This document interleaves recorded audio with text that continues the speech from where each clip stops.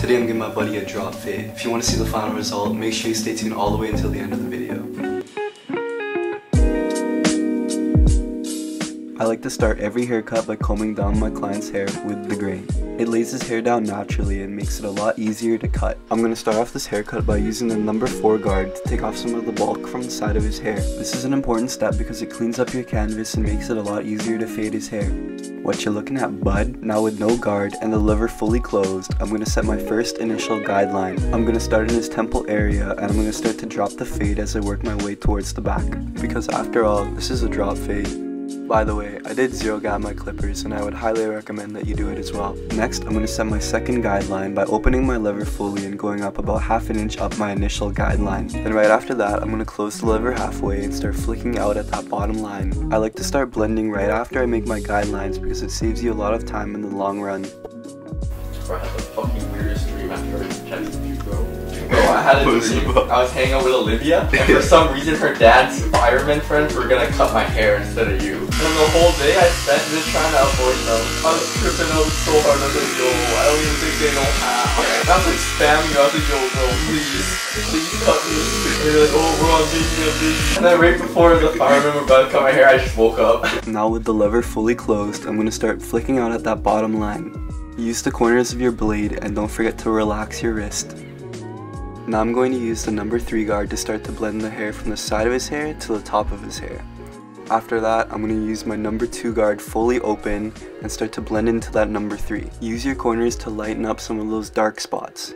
Now I'm going to close my lever fully and start to lighten up that area just above that bottom line. Bro, that was also like the year when I just always carried a Mickey with me. I remember that shit. It smelled like alcohol in that class, so I was so red.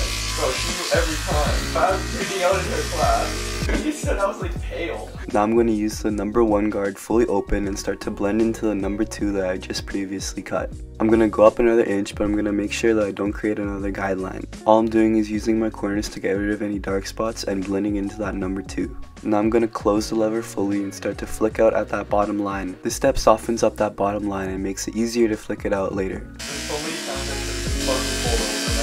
You know what I use as my excuse? I'm trapping at my girl's house all day in Surrey, bro. I'm so tired. I just want to go home and see my mom. I'm like, okay, thank you, officer. You have a good night. Thank you very much. I'm going home right now. Now I'm going to come in with the number 0 guard fully closed and I'm going to start to flick out at that bottom line. The number 0 guard is really good at refining your gradient as you work your way around your client's head. It's crazy how big of a difference this step can make just by using your corners and opening and closing that lever. This girl I used to talk to like that, we're like low-key related. What? Like her uncle's like married to like my aunt. So like, you talked to this chick, you had no idea? Yeah, bro. And we like just connected the dots like last week. Bro, how long have you been talking to her then? Like a year? Bruh. Right here I'm using my number 0 guard fully open and try to lighten up that darker area where I cut the number 2. I'm just trying to make it look smooth. Now I'm going to start to flick out at that bottom line with no guard and the lever fully open. The goal is to remove that bottom line, so we're going to have to use our corners and adjust our lever in order to make it disappear. This is a really tedious process, and you're going to be constantly opening and closing your lever just so that you can control how much hair you're actually cutting off. When you take your time and pay attention to detail, it makes your cut turn out way better. Don't be afraid to go back a couple steps and refine your work. As you can see, I put on my number 3 guard again and I wanted to go back and cut more in that parietal ridge area. I feel like once you complete the fade, it isolates a lot of the areas that need a bit more work, and that's exactly what I'm doing here. You can also refine some areas with the clipper over comb, and I'm also going to use it to shape up my client's haircut. Now I'm going to use my trimmer and start to cut up to where I first initially started my guideline. This step is optional, but it may make it easier to shave the stubble off when you come in with the shaver. And if you couldn't remove that bottom guideline before with the lever closed,